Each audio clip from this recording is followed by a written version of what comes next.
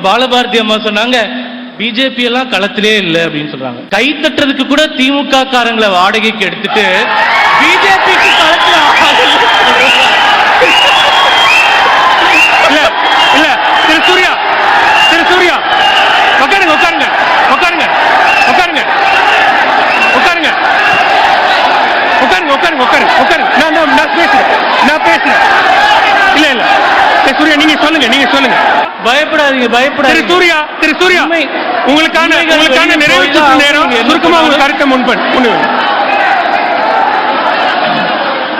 சரி உட்காருங்க. சரி திமுக நண்பர்கள் கொஞ்சம் ரெஸ்ட் எடுங்க. நாம் தமிழர் பேசிட்டு வருவோம், திருப்பி வருவோம். களஞ்சியம் அண்ணா பேசும்போது சொன்னாரு, நாங்கள் தனியாக போட்டியிடுகிறோம், பிஜேபிக்கு அது திராணி இருக்கா அப்படின்னு கேட்டார். 2022 கடைசியாக நகர்ப்புற உள்ளாட்சி தேர்தல் தமிழ்நாட்டில் நடந்தது. அதுல பாரதிய ஜனதா கட்சியும் தனியாக போட்டியிட்டது, நாம் தமிழர் கட்சியும் தனியாக போட்டியிட்டது. தமிழகத்தில் மொத்தம் 21 மாநகராட்சிகள் இருக்கின்றன. அந்த 21 மாநகராட்சியில வாங்கிய வாக்கு சதவீதம் பாரதிய ஜனதா கட்சி 7.17%, நாம் தமிழர் கட்சி 2.6%. இது அது விஷயம் இல்ல. வெயிட் பண்ணுங்க. இப்போ அது விஷயம் இல்ல. பொறுமையா கேளுங்க, பயப்படாதீங்க. 21 மாநகராட்சியில பாரதிய ஜனதா கட்சி 22 கவுன்சிலர் இடங்களை ஜெயித்தது.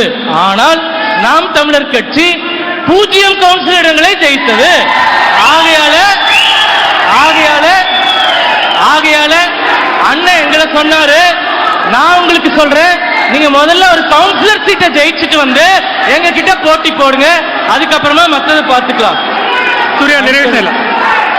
நன்றி சூர்யா, நன்றி. நீங்க கொஞ்சம் ரெஸ்ட் எடுங்க. இப்போ ரெஸ்ட் எடுங்க, அதிமுக பக்கம் போலாம். ரெஸ்ட் எடுங்க. அதிமுக பக்கம் போலாம். அண்ணன் நண்பர் கல்யாண சுந்தரம் அண்ணா சொன்னாரு, 13 மருத்துவக் கல்லூரிகளை கொடுத்தாங்க, மத்திய அரசு கொடுத்தாங்க. ஏன் கொடுத்தாங்கன்னா, தமிழகம் வளர்ந்திருக்கிறது, உத்தரப்பிரதேசம் வளரவில்லை. உண்மை, தமிழகம் வளர்ந்திருக்கிறது, உத்தரப்பிரதேசம் வளரவில்லை அப்படின்றத நானும் ஒத்துக்கிறேன். ஆனா உத்தரப்பிரதேசத்துல 60 ஆண்டு காலம் காங்கிரஸ் ஆட்சி, கடைசி 8 வருஷமா தான் நாங்க இருக்கோம். அதனால நாங்க வளர்ச்சி பாதைக்கு கொண்டு போறோம். மருத்துவக் கல்லூரிகள் தமிழகம் கரெக்டா இருக்கின்றதுனால 13 கல்லூரி கொடுத்திருக்கோம். உத்தரப்பிரதேசத்துக்கு கொடுக்கலன்னா நரேந்திர மோடி அவர்கள் நியாயமான ஆட்சியை மத்தியில் நடத்தி கொண்டிருக்கிறார் என்று அர்த்தம். நன்றி சூர்யா என்று அர்த்தம். நன்றி நன்றி. மீண்டும் சொல்றோம், கல்விக்கு முக்கியத்துவம் கொடுக்கக்கூடிய அரசாங்கங்களை தேர்ந்தெடுங்கள். இது பாரதிய ஜனதா கட்சியினுடைய வாதம்.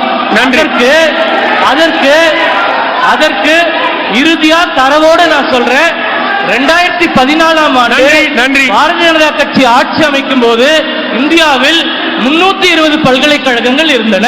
இன்று 10 ஆண்டுகளில் 1043 பல்கலைக்கழகங்கள் இருக்கின்றன.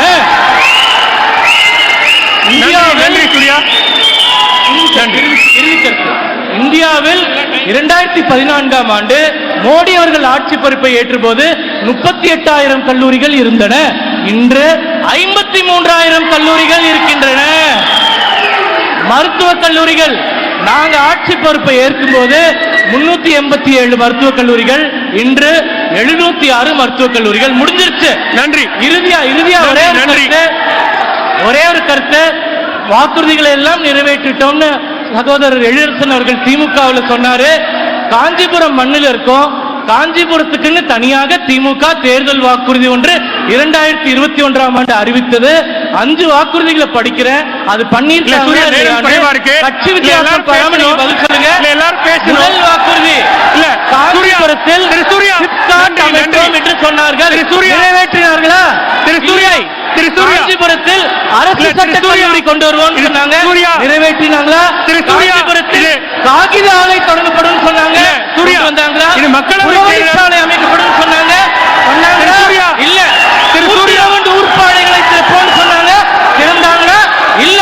எனவே ஒரு வாக்குறுதியுமே நிறைவேற்றாத திமுக அளவிற்கு இந்த நிகழ்ச்சியை பார்த்துக் கொண்டிருக்கக்கூடிய தமிழர்கள் ஒரு வாக்கை கூட செலுத்தக்கூடாது என்ற இறுதி கருத்தோடு என்னுடைய உரையை முடித்துக் கொள்கிறேன். நன்றி, நன்றி சூர்யா.